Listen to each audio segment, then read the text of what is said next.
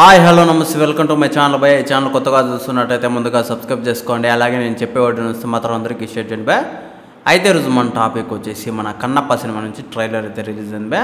నిన్న వచ్చేసి నాకు తెలిసినంతవరకు ఆ ట్రైలర్ చూసిన తర్వాత అరే ఏంట్రా బాబు ఇది అని చెప్పేసి నేనైతే అనుకున్నాను భయ్య.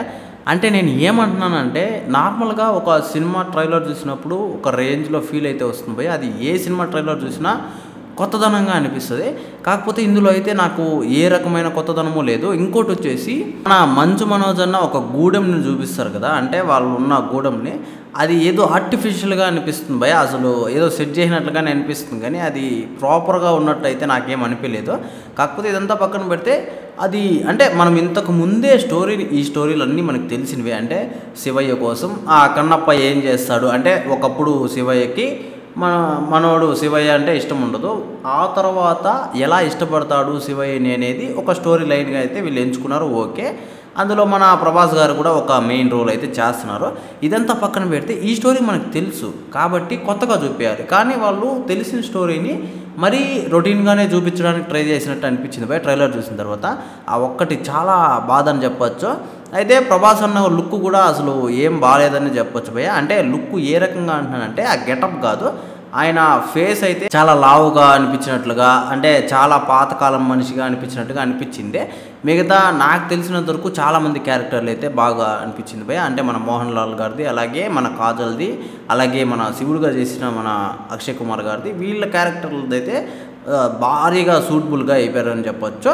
నాకు తెలిసినంత వరకు ఈ సినిమాకి 100 కోట్లు ఖర్చు పెట్టారంటే పెట్టినారు భయ్య, అది తెలుస్తుంది సినిమాలో అయితే మాత్రం ట్రైలర్లో.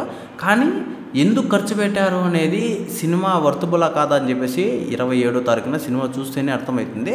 ఇంకోటి వచ్చేసి ఈ సినిమా పర్టికులర్గా మన విష్ణు గారు చెప్పినట్లుగా అంటే హార్డ్ డిస్క్ పోవడము, హార్డ్ డిస్క్ పోయిన తర్వాత ఇది ఒకవేళ సినిమా రిలీజ్ రోజు ఆ సినిమాని వాళ్ళు అంటే కాపీ చేసి ఏదైనా వెబ్సైట్లో వదిలేస్తే మాత్రం చాలా రిస్క్ అని చెప్పొచ్చు. ఎందుకంటే ఆల్మోస్ట్ మంచు విష్ణు గారి మీద అసలు చాలామందికి అయితే నమ్మకమే లేదని చెప్పొచ్చు భయ్య. అసలు ఈ సినిమా చూడాలనే అనుకోరు. కాకపోతే ఇది కొంచెం ఇంట్రెస్ట్గానే ఉంటుంది సబ్జెక్టు అని చెప్పేసి అందరికీ తెలిసిన విషయమే. కాకపోతే ట్రైలర్ అయితే అంత ఇంట్రెస్ట్గా ఏం లేదు భయ్య నాకు తెలిసినంత వరకు.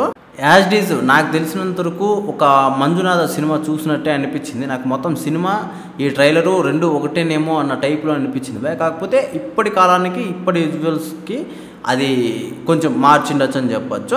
అంతేగాని ఇంకా దానికన్నా వేరేగా అయితే నాకేం అనిపించలేదు భయ. అయితే ట్రైలర్లో బాగా నచ్చిన విషయం ఏంటి అంటే నాకు ఒకటి భయ, అసలు ప్రభాస్ గారు అయితే ఆయన లుక్ నాకు నిజంగా నచ్చలేదు. కానీ ఆయన ఆ రేంజ్లో ఉండి కూడా ఏ సినిమాని చూడకుండా చేశాడు కదా, నాకు అది చాలా నచ్చింది అని చెప్పొచ్చు భయ. నిజంగా సూపర్ అని చెప్పొచ్చు. అయితే ఈ ట్రైలర్ గురించి మీరేమనుకున్నారో కింద కామెంట్లో తెలియజేయండి భయ. మర్చిపోకుండా తప్పకుండా దయచేసి